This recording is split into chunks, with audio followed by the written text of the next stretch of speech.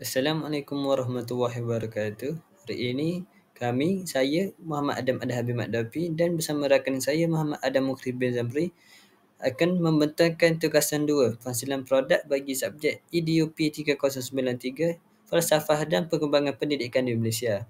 Kami telah berjaya menemu buah seorang guru yang menerima anugerah perkhidmatan cemerlang iaitu Guru Cemerlang.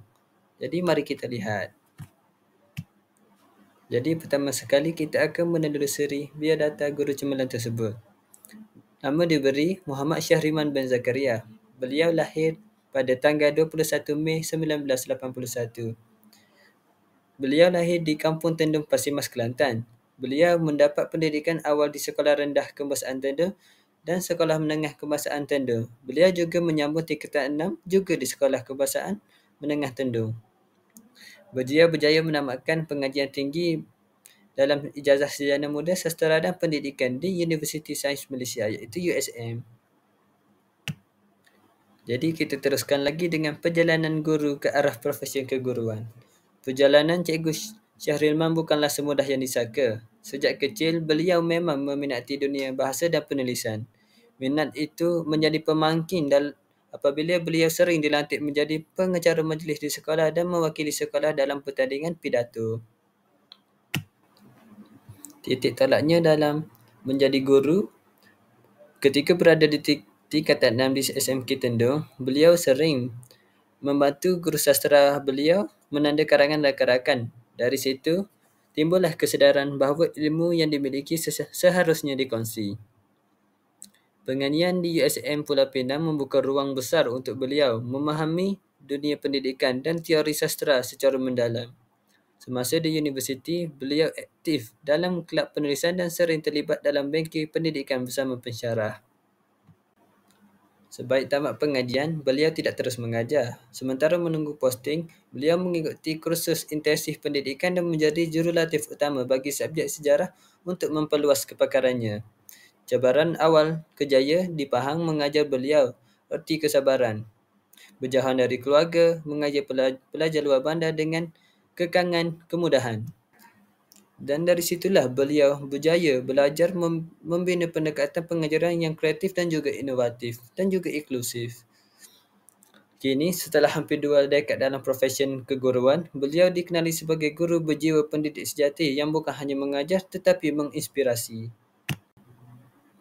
Jadi seterusnya, saya akan berkongsi berkaitan pengembangan minat beliau terhadap bidang sastera. Sejak di bangku sekolah menengah, beliau sering membantu ayahnya menyara keluarga dengan melukis corak batik secara manual di rumah. Aktiviti ini bukan sekadar kerja sampingan, ia membentuk ketelian dan kesabaran dan rasa cinta terhadap seni dan estetika. Setiap kali contoh batik, saya belajar bahawa setiap warna dan garisan ada maksudnya, sama macam puisi, bak kata Cikgu Syahriman. Seterusnya, titik mula minat terhadap sastera walaupun membesar dalam suasana sederhana. Beliau sering meminjam buku dan majalah lama dari perpustakaan sekolah. Minat membaca makin mendalam apabila beliau diperkenalkan kepada puisi Usman Awang dan cerpen A. Samad Zaid semasa di tingkatan 4. Ini menjadikan beliau semakin bersemangat dalam bidang sastera. Assalamualaikum. Baiklah, seterusnya perkembangan minat terhadap bidang sastera bagi Cikgu Syahrilman yang ketiga, iaitu dorongan guru dan kejayaan awal, di mana seorang guru bahasa Melayu yang peka telah mencungkil bakat beliau dalam penulisan esei dan puisi. Beliau mula mewakili sekolah dalam pertandingan di kelas masih sajak dan forum remaja. Kemenangan kecil di peringkat daerah memberi dorongan besar, di mana beliau sedar sastera adalah cara untuk menyuarakan isi hati, bukan sekadar untuk markah peperiksaan. Yang keempat, sastera sebagai jalan hidup, di mana beliau aktif menulis puisi esei untuk majalah sekolah dan di situ tumbuh bakat beliau untuk menjadi pendidik yang mengangkat sastera sebagai suara masyarakat. Minat ini seterusnya dikembangkan lagi di dalam bilik darjah sebagai seorang guru sastera yang bukan sahaja pengajar, malah menghidupkan sastera dalam diri anak-anak murid Cikgu Syahriman. Seterusnya, kronologi dan cabaran dalam dunia pendidikan. Sekolah pertama Cikgu Syahriman posting iaitu di SMK Cini Pahang pada tahun 2004. Baiklah, di sekolah ini, beliau hanya mengajar sebentar iaitu selama 4 bulan. Kemudian ditukar terus ke dalam negeri yang sama juga iaitu SMK Lepar, Pahang. Di sini beliau sangat lama iaitu daripada 2004 hingga 2021. Di sini Cikgu Syahriman mewujudkan kelab sastera dan bahasa untuk membantu golongan pelajar yang lemah dalam bahasa sastera dan Melayu, dan lebih kreatif lagi, Cikgu Syahriman menjadi jurulatih utama untuk subjek sejarah SPM. Dan kini Cikgu Syahriman bekerja di SMK Kangkung, Pasir Mas, Kelantan. Cabaran beliau adalah menyesuaikan diri dengan sistem negeri, membina semula pendekatan mengajar pelajar Melayu selepas pandemik. Inisiatif beliau memulakan program sastera dalam aksi, di mana pelajar mementaskan cerpen, puisi dan drama pendek. Di sini beliau banyak belajar tentang perkara-perkara baharu dan tentang bidang sastera juga dan negeri baru iaitu negeri Kelantan. Seterusnya juga, dalam kata lain, Cikgu Syahriman berkata bahawa kini dia telah pulang ke kampung halamannya iaitu negeri Kelantan. Aspirasi kejayaan beliau seperti ini. Saya tidak kejar gelaran, saya kejar kesan. Kalau seorang murid dapat hidup ubah kerana kata-kata saya, itu sudah cukup untuk saya dikira berjaya.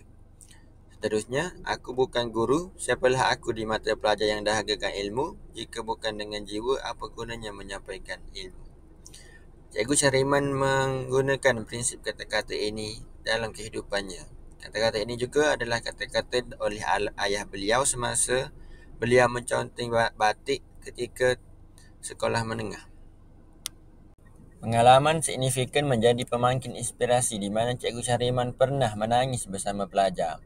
Suatu ketika, seorang pelajar hampir gagal STPM datang mengadu mahu berhenti sekolah. Namun, Cikgu Syahriman tidak hanya beri motivasi, malah sanggup mengajar secara peribadi selepas waktu sekolah. Pelajar itu akhirnya lulus dan kini menjadi guru bahasa Melayu. Seterusnya, cerpen pelajar diterbitkan di majalah tempatan dengan bimbingannya.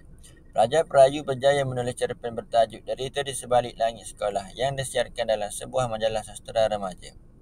Ini memberi keyakinan kepada pelajar luar bandar bahawa suara mereka juga layak didengari. Ketiga, menjadi guru kepada guru sebagai jurulatih utama sejarah. Beliau sering dijemput memberi ceramah dan bengkel kepada guru-guru baru. Ini pengalaman luar biasa yang menjadikan beliau bukan sekadar pengajar tetapi juga pembina budaya ilmu di kalangan pendidik. Berikut merupakan sijil-sijil anugerah sepanjang Cikgu Syahriman berkhidmat, di mana ada sijil 2017 beliau mendapat penghargaan sebagai bengkel Galeri SPM Parlimen Pekan. Seterusnya, sijil penghargaan 2019 Ketua Pentaksir Kertas Peperiksaan Sejarah. Seterusnya, kita dapat lihat di sini pada baru-baru ini Cikgu Syahriman telah dilantik sebagai penjawat Ketua Peperiksaan bagi STPM 2024. Ini merupakan ciri-ciri beliau sebagai seorang guru yang cemerlang. Ini merupakan lampiran semasa kami menemu bual Cikgu Syahriman di kampung halamannya iaitu Tendung, Pasir Mas, Kelantan. Saya dan Adaha pergi ke rumah cikgu dan Cikgu Syahriman melayan kami sangat baik. Cikgu Syahriman ini merupakan cikgu saya semasa STPM di Kelantan pada tahun 2022 dahulu. Cikgu Syahriman amat mengalu-alukan kami dan sangat baik melayani kami. Cikgu Syahriman dengan lemah lembutnya dan mempunyai cahaya mata 3 orang anak dan isterinya sangat peramah kepada kami ketika menemu bual. Cikgu Syahriman berkata kalau ada masa singgahlah ke rumahnya. Dan begitulah kami menemu bual Cikgu Syahriman pada hari Isnin pukul 3 petang.